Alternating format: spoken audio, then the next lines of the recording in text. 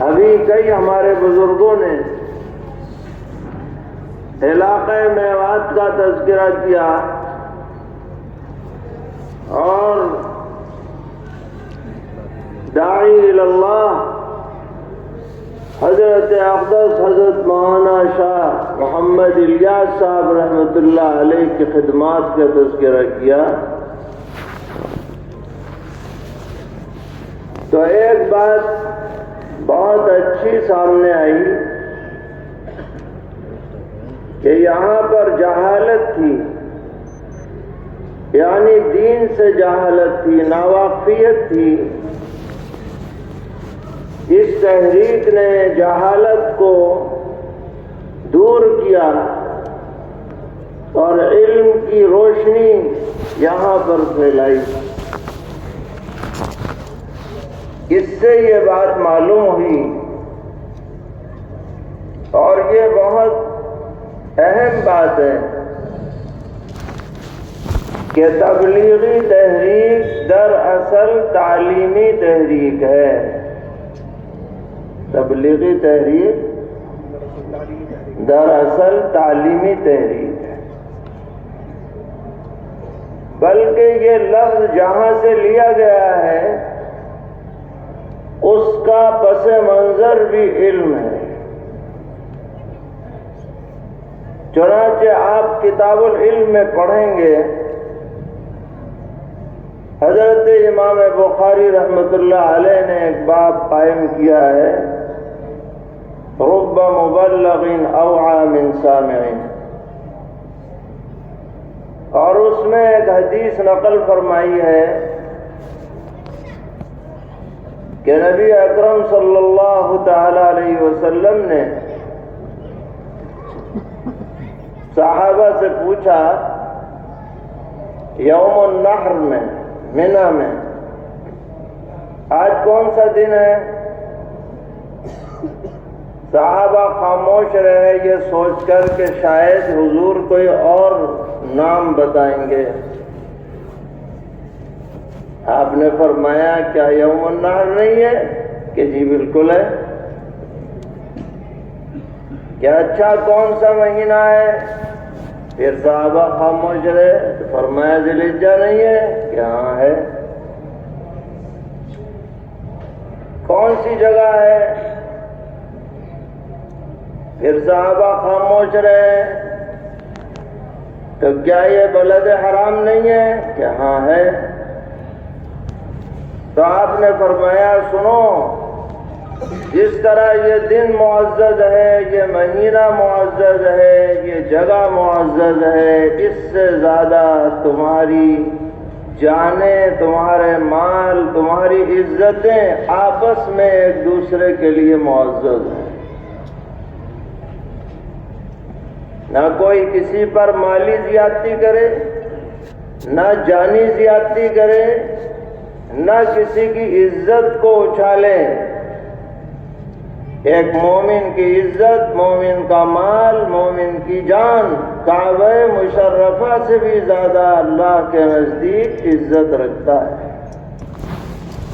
پھر آپ نے کیا فرمایا؟ الا فلیبلغ الشاہد الغائب، اس بات کو حاضرین غیر حاضرین تک پہنچا دیں۔ یہاں سے تبلیغ نکلی، یعنی یہ علم جو میں تمہیں دے رہا ہوں کہ تمہاری جانیں، مال، عزت، آبرو معزز ہیں، یہ بات تم دوسروں تک پہنچا دو۔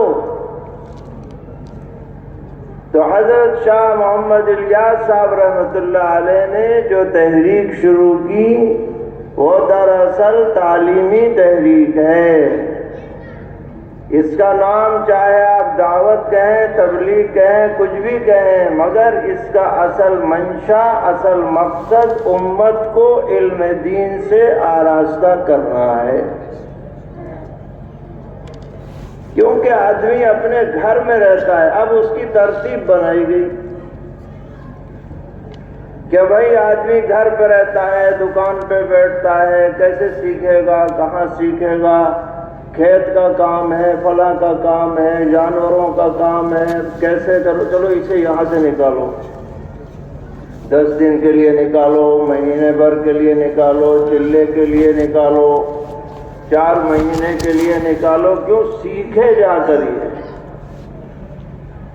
دوسروں کو سکھانا نمبر 2 پر ہے، خود سیکھنا نمبر 1 پر ہے۔ اور یہ ساری ترتیبیں جو بنائی گئی، 10 دن ہو، 40 دن ہو، 4 مہینہ ہو، یہ مقصود نہیں ہے، یہ انتظامی چیزیں ہیں، یہ یاد رکھیے۔ اگر آدمی ایسی چیزوں کو مقصود بنا لے جو اصلاً مقصود نہیں ہیں، تو وہ راستہ ادھر سے ادھر ہو جاتا ہے۔ اس کی مثال ہم دیا کرتے ہیں کہ ایک مکان ہے، اس مکان کی 2 منزلیں، اور دوسری منزل پر جانے کے لیے سیڑھی لگائی گئی ہے، زینہ بنایا گیا ہے۔ اب ایک آدمی کا کمرہ اوپر ہے، اور وہاں تک پہنچنے کے لیے ذریعہ کیا ہے؟ زینہ ہے۔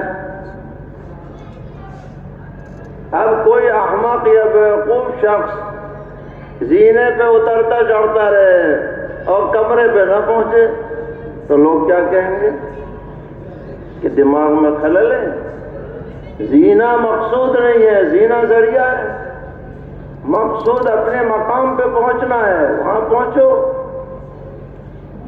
ایسے ہی علم دین اصل مقصود ہے، یہ ترتیبیں مقصود نہیں ہیں۔ یہ بات ذہن نشین کرنی ہے اور کرانی ہے، لیکن چونکہ آج کل مشغولیتیں لوگوں کی ہیں، اس لیے ان کو ان کے ماحول سے نکالنا پڑتا ہے، اور یہ طریقہ امت میں مفید ثابت ہوا ہے، مگر یہ ذریعہ ہے، مقصود نہیں ہے۔ مقصود ہے علم دین اور پھر اس پر عمل، اور اس علم دین کے درجات ہیں۔ پہلا درجہ ہے فرض، جو ہر مسلمان پر سیکھنا لازم ہے۔ کن عقائد سے آدمی مسلمان ہوتا ہے یہ جانو۔ آمنت باللہ وملائکتہ وکتبہ ورسلہ والیوم الآخر، جسے ہم ایمان مجمل، ایمان مفصل کہتے ہیں۔ فرائض کو جاننا، فرائض کی شرائط کو جاننا، فرائض کے ارکان کو جاننا، فرائض کے ضروری مسائل کو جاننا، یہ اس درجے میں علم سیکھنا فرض ہے، سب پر فرض ہے، چھوٹا ہو، بڑا ہو، امیر ہو، غریب ہو، شہری ہو، دیہاتی ہو، کوئی بھی ہو۔ اس سے تو کوئی خالی رہنا ہی نہیں چاہیے،